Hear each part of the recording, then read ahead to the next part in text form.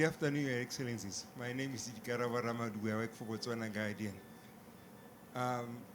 My question will go to President Kagame. Your country, through Rwanda Development Board, signed a sleeper sponsorship deal with the London Premier League Arsenal, and over a 3-year period. And there were some people elsewhere who made so much noise about it. I want to hear your take on that. Signing with who? Arsenal. Arsenal. Ah, Yes. okay. It was a form of a tourism advertisement. On your Absolutely, country. I get the point Thank you, sir. and the question. Well, Rwanda Development Board did not really sign the agreement with the Arsenal Football Club to play football, but they signed up for a partnership which is a sort of business or an investment made so that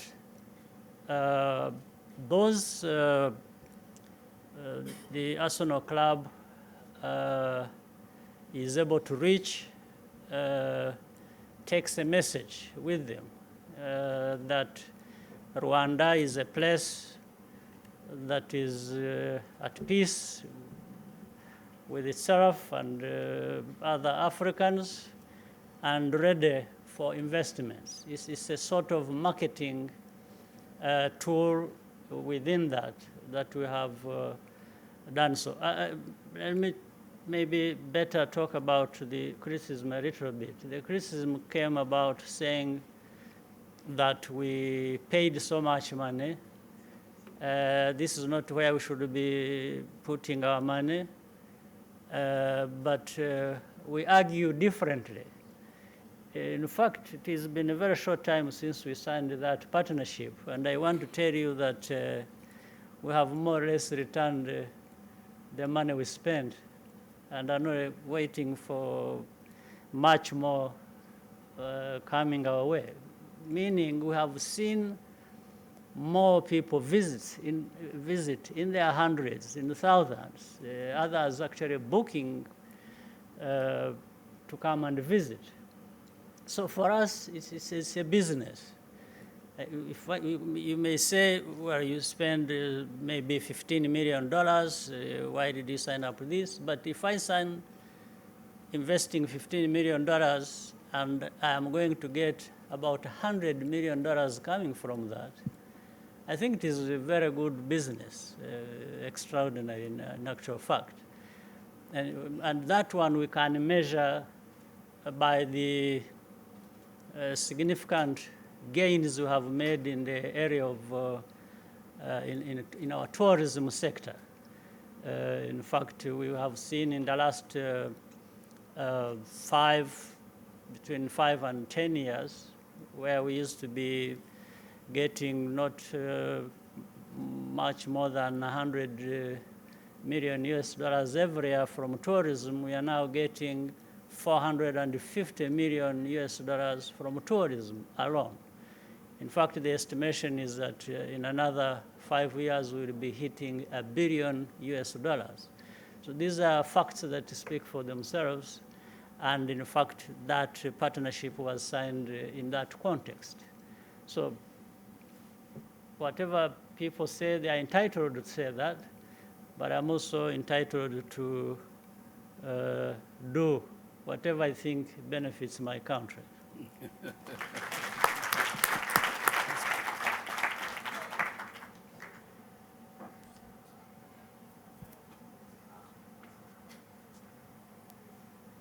Thank you. My name is Joel Konupo. I run a non-profit investigative journalism center. My question is directed to both of you, Your Excellencies. Rwanda has been very aggressive in embracing technology just as a country. And what lessons, President Kagame, do you think Botswana can learn from Rwanda in terms of embracing technology to be used to benefit the people? And same to you, Mr. President Masisi. What do you think you can tap from President Kagame on what Rwanda did? Thank you. Thank you, President. We embraced technology and use of that in all sectors of our economy many years ago. In fact, we had a policy, we drew how to implement the different programs therein, and we've done so for the last 20 years at least. And what we have benefited from these kinds of investments, again, have proven to us that it was the right choice. In fact, again, there was criticism coming our way because of making that choice. I remember around the year 2000, we had many people coming to us and saying, we are probably crazy to be putting money, investing in technological infrastructure. For example, we started laying out fiber optics across the country. We started building different types of infrastructure to support development of technology. And they are saying, no, the little money should be you should be investing it in education, in health, in agriculture, and so on. And we did not disagree. We were not disagreeing with that because we were demonstrating to people that, in fact, by investing in technology, the different technologies support what we want to get in health, in education, in agriculture. So technology cuts across these sectors. So, and we were saying we are not having to make a choice between investing in technology and investing in other sectors that are important. We are saying we actually do that to invest as well in these very important sectors. So they cut across, and we found over time, again, we've seen benefits. But we are not investing in technology alone. We are investing generally in education. And in fact, we have emphasized STEM education, science, technology, engineering, mathematics, again, in a combination. So we invest in technology, we invest in technological skills, and again, we invest in the infrastructure to support what we want, but again, it covers many sectors of importance to us, whether it is education, health, agriculture, infrastructure of different kinds. We have reaped the benefits, no doubt, and we are looking forward to even cooperating with Botswana on all this. There are many things to learn from Botswana. We've made good progress ourselves in our country by learning from others and friends like Botswana, and also trying to be innovative in our ways. We've been challenged with so many unprecedented problems to the extent that we have not been afraid of experimenting. We don't have to wait for examples of how things were handled somewhere else. We have even learned from our own challenges. So, thank you, President. Thank you very much, Your Excellency. His Excellency took most of my answer. But that aside, Rwanda is slightly less than half the size of Botswana. It's got about 14 million people. So with that compact, and with all these good things they do, the impact would be sparked much quicker. In Botswana, one of the things we've learned, in addition to what His Excellency has talked about, and some of the things we still need to learn, are to do with reducing bureaucracy, breaking red tape, dealing with challenges of procurement. We have the budget in many instances in health, education, but we seem to have a massive problem in unlocking that budget to be efficiently used. You know as well as I do how many times people go to court, etc. So we need to deal with that and deal with it effectively. There's a lot to learn from Rwanda. We went to Rwanda for part of the tour by the Vision Council when the National Vision was being put together. Some of you may have been involved in that. We've learned from Rwanda to not be scared of your own. And we want to, have the population of Botswana embrace that. One laudable son of the soil from Botswana, Fred Swanika, grew up here, became innovative here, couldn't quite break through the ceiling at home. And then Rwanda was fully embraced. Is running an ambient university in Rwanda. So one of the things that we need to learn, without having to go through the challenges that Rwanda went through, is to learn to embrace one another, embrace innovation, challenging things and solving problems. So this cooperation is going to be extremely meaningful. So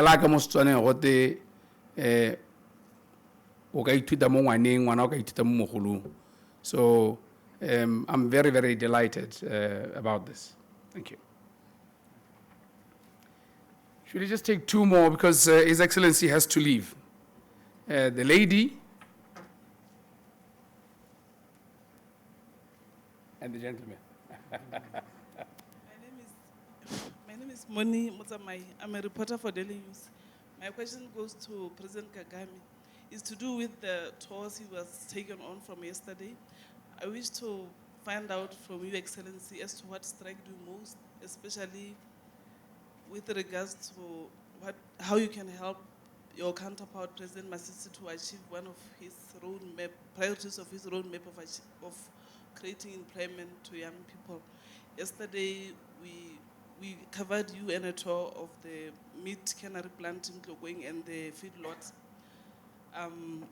But that was just a teaser. Say we have the best livestock medication, best beef in Africa, and we even export to the EU market. But in my own opinion, as the government, we haven't really unlocked the potential that we have in the beef industry, especially in Africa region. Thank you. It's about the visit where I went Yes, to. where you went. Okay. Well, in my delegation, we have the Minister of Agriculture and Livestock Industry and many other colleagues from our government. The whole idea, when we visited the farm we went to yesterday, ours was a learning process, how we can take our own industry to a higher level of a quality that, like the one we saw yesterday, and therefore we are seeking to collaborate, to work together, have cooperation where we can learn from the methods that we saw yesterday that were being used. Above all, the support systems that are there in the area of research and development of drugs and vaccines for livestock, so that we produce quality for the market. The market is there, I think. The market is not exhausted at all. It keeps growing, in fact, going ahead of the supply in this kind of sector. So we are looking forward to working with the Botswana institutions to develop our own, but at the same time, together, we can even find ways to keep growing the markets and the demand that is out there that will absorb what we produce. So I think, and in fact, with what we have created in the area of free trade area across Africa, there is demand on the African continent, there is demand outside of the African continent. I think the potential is there for us to just feel and keep growing. Thank you very much. Let's have the last one, I'm afraid. Ernest. Thank you very much, Your Excellencies.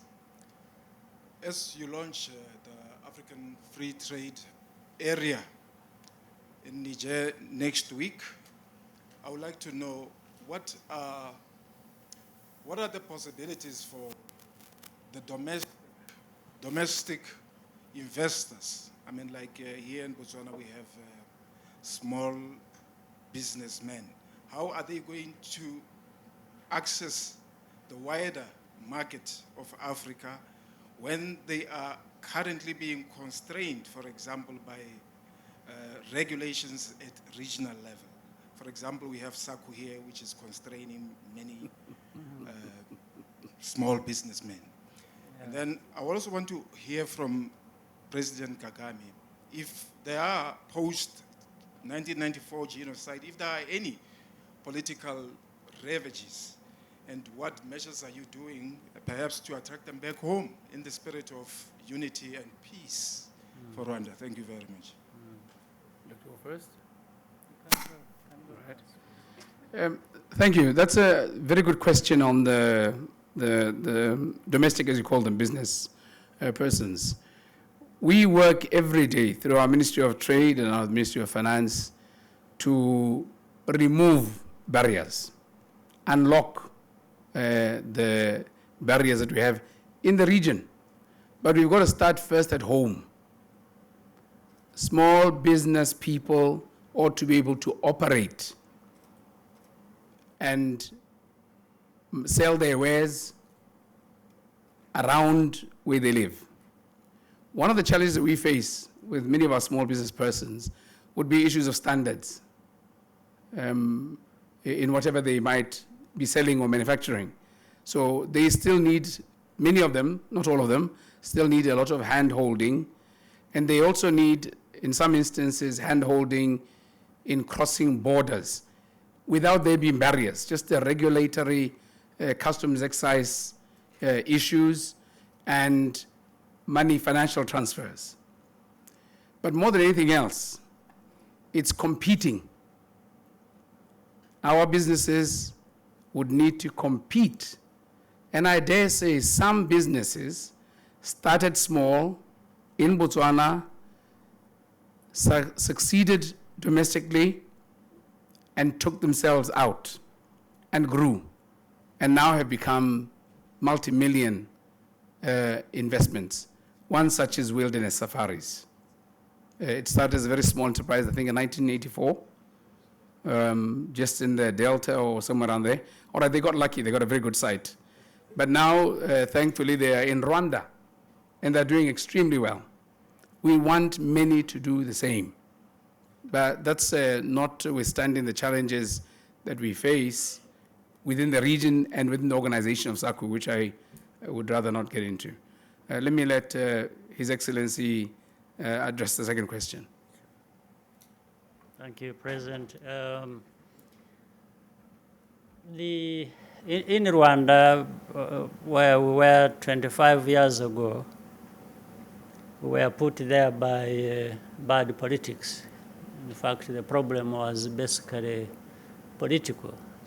When bad politics is the order of the day, you reap like what we did in terms of genocide and killings and all kinds of stuff.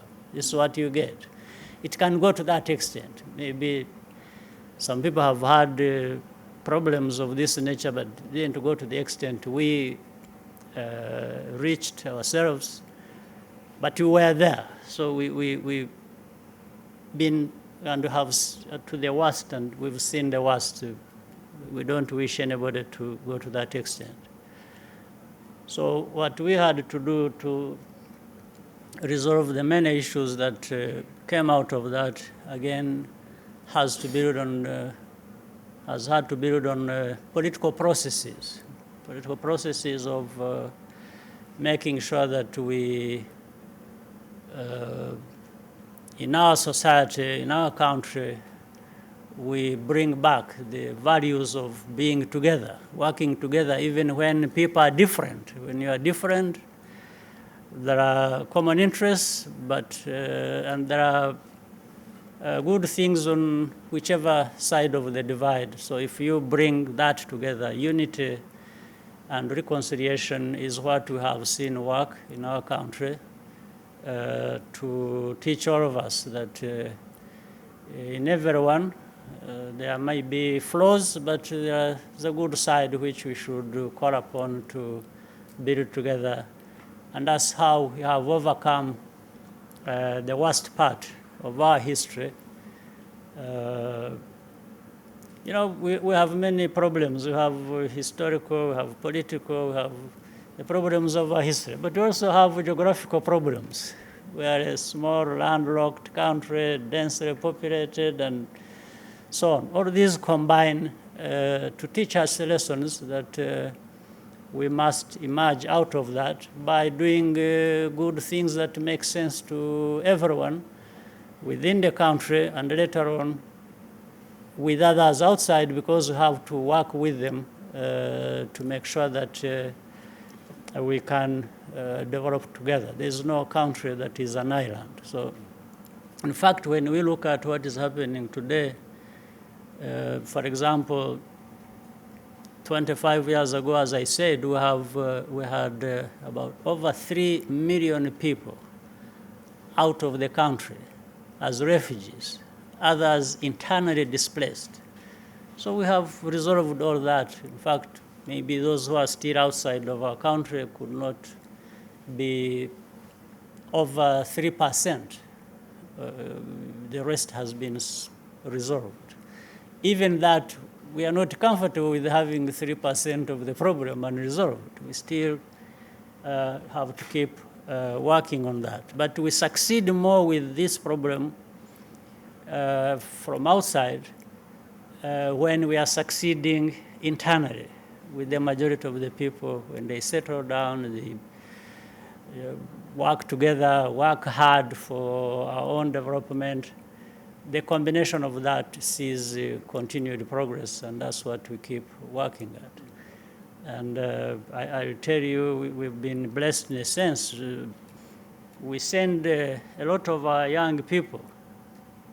Many study within our borders, in our country. Others go out to study different places, different things. We've seen almost over 90% of these people return to the country once they have finished their studies, and they do that voluntarily. Nobody forces them to do that. But that sends a message that there is something that drives them to be connected back to their country, and we'll continue that way.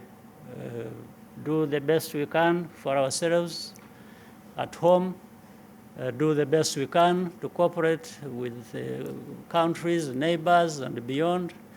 And I think we can keep registering progress. Thank you. Well, I'm afraid all good things come to an end. I just come from the groundbreaking ceremony of Kagame mine. It's more than $600 million investment. His Excellency has promised to accompany me when he comes next. And because they were expecting him, they gave him a gift. So I will give him the gift, and he will go home with it. And they expressed their absolute admiration and delight. So they might be coming, knocking on your door. Thank you very much, and let's let the President leave. Give him a round of applause, please. Thank you so much.